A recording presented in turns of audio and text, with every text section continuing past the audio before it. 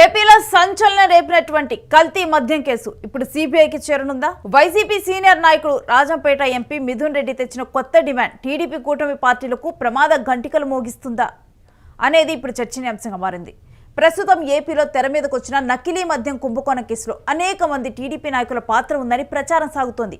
దీనిపై ఇప్పటికే ఇద్దరు కీలక నాయకులు జయచంద్రారెడ్డి, కట్టా సురేంద్ర నాయుడిని పార్టీ నుంచి సస్పెండ్ చేశారు. మరింత మంది నాయకుల ప్రమేయం ఉందని అధికారుల వాదన కూడా మరోవైపు వినిపిస్తోంది. వైసీపీ ఎంపీ మిథున్ రెడ్డి హోంమంత్రి అమిత్ షాకు లేఖ రాయటంతో పాటు సిబిఐ విచారణ కోరటంతో వివాదం మరింత ముదురుతోంది. ఎంపీ మిథున్ రెడ్డి నకిలీ మద్యం కేసును సిబిఐతో విచారణ జరిపించాలని కోరుతూ తంబళ్లపల్లి సహా ఎన్టీఆర్, తూర్పుగోదావరి, వెస్ట్ గోదావరి జిల్లాలో వెలుగు చూసిన నకిలీ మద్యం కేసుల వివరాలతో 12 పేజీల నివేదికను కేంద్ర హోంశాఖకు పంపించారు. తక్షణమే ఈ వ్యవహారంపై సిబిఐని వేయాలని, నిజానిజాలు వెలికి తీయాలని మిథున్ రెడ్డి కోరారు. దీనిపై కేంద్రం ఇంకా ఎలాంటి నిర్ణయమూ తీసుకోలేదు. మిథున్ రెడ్డి అభ్యర్థనను కేంద్రం ఏ మేరకు పరిశీలిస్తుంది అనేది చూడాలి. అయితే ప్రస్తుతం ఉన్న అంచనాల ప్రకారం రాష్ట్ర ప్రభుత్వంపై కేంద్రం సానుకూలంగానే ఉండటంతో సిబిఐ విషయంలో కేంద్రం మౌనంగా ఉండే అవకాశం ఉందని కూడా ప్రచారం సాగుతోంది. చంద్రబాబు నాయుడు బీఫారం ఇచ్చాడు జయచంద్రారెడ్డికి. అతని అఫిడవిట్లోనో నాకు 4 ఫ్యాక్టరీలు ఉన్నాయి ఆఫ్రికాలో, central Africa, west Africa, east Africa, north Africa, కింద ఆఫ్రికా, పై ఆఫ్రికా, అన్ని ఆఫ్రికాలో ఫ్యాక్టరీలు ఉన్నాయని చెప్తాడు అతను. ఈ ఇబ్రహీంపట్నంలో పట్టుబడ్డటువంటి ఈ ఫ్యాక్టరీ నడిపే, అంటే ఇక్కడ ఫ్యాక్టరీ ఉంది కదా, ఈ రెండో ఫ్యాక్టరీ నడిపేటువంటి జనార్దను, చంద్రబాబు నాయుడు, జయచంద్రారెడ్డి, వీళ్ళతో మీరు కాపురం చేయటమేంటి? వాళ్ళంటే మీతో కాపురం చేసి జగన్కి డబ్బులు పంపిస్తున్నారంట. ఇది పాపంగా అసలు నవ్వు రావట్లేదు అసలు మీకు. తెలుగుదేశం కార్యకర్తలకు కూడా మా వాళ్ళు బరిదెక్కించేశారని చెప్పని చూసారా మీ వాళ్ళ పాపాలు. తెలుగుదేశం కార్యకర్తలు మీకే చెప్తున్నాను, చూసారా మీ వాళ్ళ పాపాలు.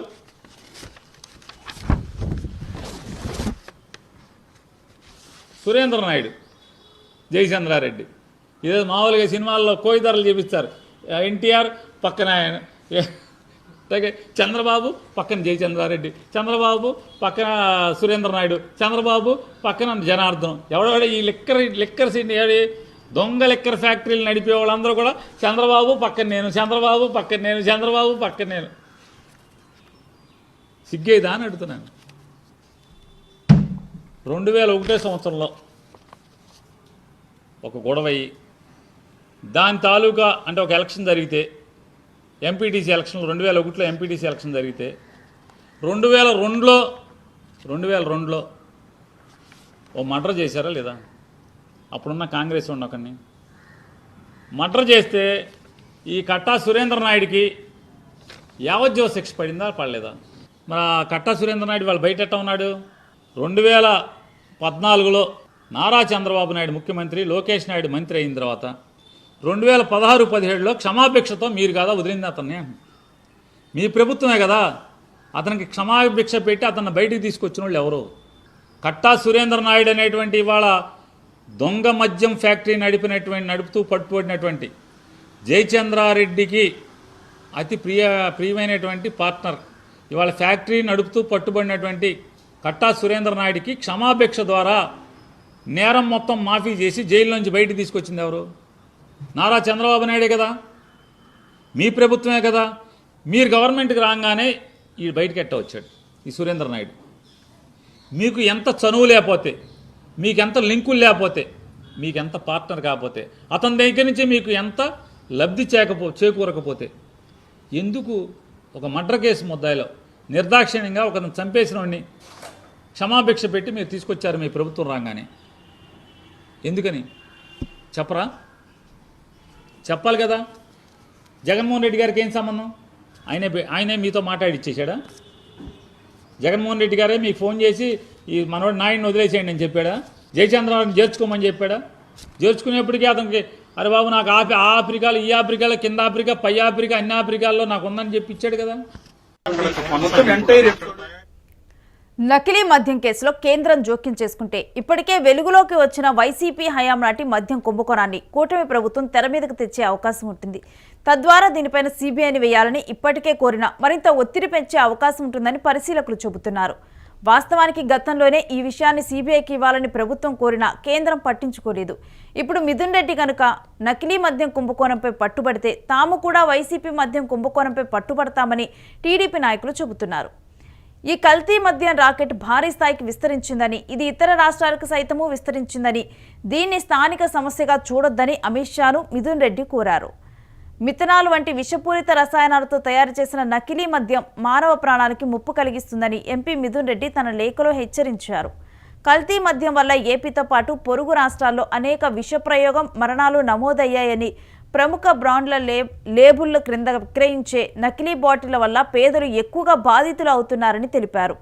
తాజాగా ఎన్ఫోర్స్మెంట్ తనిఖీల్లో తన నియోజకవర్గంలోని అన్నమయ్య జిల్లాలోని ములకల చెరువులో ఒక యూనిట్ సహా ఇతర ప్రాంతాల్లోని వీటి తయారీని గుర్తించారన్నారు. ఎవరికో అంటే జగన్మోహన్ రెడ్డి గారు ఉండగా మైన్స్ పర్మిషన్ ఇచ్చారంట. కాబట్టి ఆ దేవిరింటి రవి అనే అతనికి దేవిరింటి రామకృష్ణారెడ్డి ఇద్దరు రెడ్లు కాబట్టి వాళ్ళకి జగన్మోహన్ రెడ్డి గారి గవర్నమెంట్లో మైనింగ్ లైసెన్స్ వచ్చింది కాబట్టి వాళ్ళు జయచంద్రారెడ్డికి బాగా దగ్గర కాబట్టి సో ఈ డబ్బులన్నీ జగన్కి వెళ్ళిపోయినాయి అంట. ఈ జయచంద్రారెడ్డి ఎవరు? సిగ్గులేదా మిమ్మల్ని అడుగుతున్నా. ఎవరు ఈ జయచంద్రారెడ్డి? 2004 ఏప్రిల్లో 2024 ఏప్రిల్లో ఆ జయచంద్రారెడ్డిని మీరు అసలు గొప్ప చూడండి. అదేమో జైహో బీసీ సదస్సు అంట. పెట్టిందేమో తెలుగుదేశం పార్టీ జైహో బీసీ సదస్సు. ఆ డయాస్ మీద చేర్చుకున్నారు ఎవరయ్యా అంటే జయచంద్రారెడ్డిని పార్టీలో చేర్చుకున్నారు.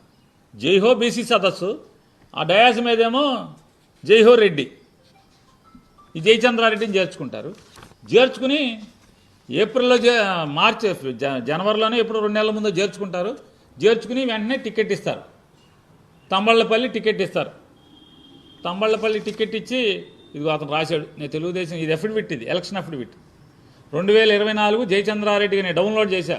2024 ఎన్నికల్లో తెలుగుదేశం బీఫారం పేద పోటీ చేసినటువంటి తంబళ్ళపల్లి టీడీపీ క్యాండిడేట్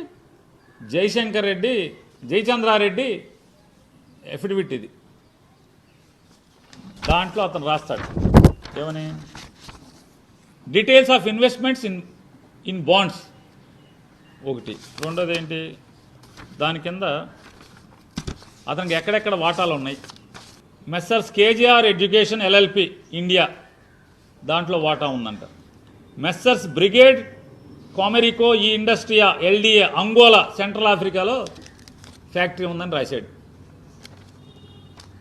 ఒక ఫ్యాక్టరీ కాదు, ఎంఎస్ రిట్కో డిస్టిలరీ శారీ ఐవరీ కోస్ట్ వెస్ట్ ఆఫ్రికా ఇంకో ఫ్యాక్టరీ ఉందండి.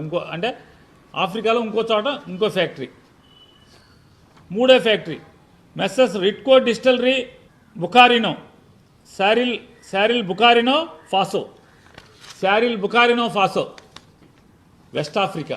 ఇక్కడ ఒక లిక్కర్ ఫ్యాక్టరీ, ఇంకో liquor factory Messrs Ritco distillery శారిల్ క్యామరూన్ సెంట్రల్ ఆఫ్రికా. 1, 2, 3, 4 ఆఫ్రికాలో 4 లిక్కర్ ఫ్యాక్టరీలు నాకు ఉన్నాయని చెప్పని ఎలక్షన్ అఫిడవిట్లో పెట్టేశాడు. అంటే మీరు జైహో బీసీ సదస్సులో ఈ జైహో రెడ్డిని చేర్చుకుని అతను ఎలక్షన్ అఫిడవిట్ ఇచ్చినప్పుడే నాకు 4 ఆఫ్రికాలో లిక్కర్ ఫ్యాక్టరీలు ఉన్నాయని చెప్పాడు. మరి ఏమైందంటున్నా? ఎలక్షన్ అఫిడవిట్లో చెప్పాడుగా, మరి మీకు సంబంధం లేదా? బీఫార్మ్ ఇచ్చాడు. నకిలీ మద్యం కేసును కేంద్ర హోంశాఖ ఎన్సీపీకి అప్పగించాలి. కల్తీ మద్యం రాకెట్ను ఛేదించాలి. ఇండస్ట్రియల్ ఆల్కహాల్ దారి తప్పకుండా తగిన కఠిన చర్యలు తీసుకోవాలి. రాష్ట్రంలో పట్టుబడిన భారీ లిక్కర్ డంపు అక్రమ మద్యం రాకెట్లో చిచ్చు భాగం మాత్రమే.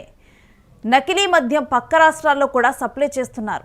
జాతీయ స్థాయిలో ఈ కల్తీ మద్యాన్ని నిరోధించేందుకు కేంద్ర దర్యాప్తు సంస్థలు వెంటనే రంగంలోకి దిగాలి. ఈ నేపథ్యంలో ఈ కల్తీ మద్యం వ్యాపారం కేసుపై సీబీఐ దర్యాప్తు చేయించాలి, ప్రజల ప్రాణాలను కాపాడాలి అని లేఖలో కోరారు ఎంపీ మిథున్ రెడ్డి. అయితే నకిలీ మద్యం కేసులో కేంద్రం సీబీఐ విచారణకు ఆదేశిస్తుందా లేదా అనేదే వేచి చూడాలి. అయితే ఎంపీ మిథున్ రెడ్డి కేంద్రానికి లేఖ రాయడంతో టీడీపీ కూటమిలో గుబులు పుడుతోంది. వైసీపీ అధినేత జగన్మోహన్ రెడ్డికి బీజేపీకి సన్నిహిత సంబంధాలు ఉండటంతో కేంద్రం సీబీఐ విచారణకి ఆదేశిస్తుందా అనే చర్చ ప్రజల్లో నడుస్తోంది.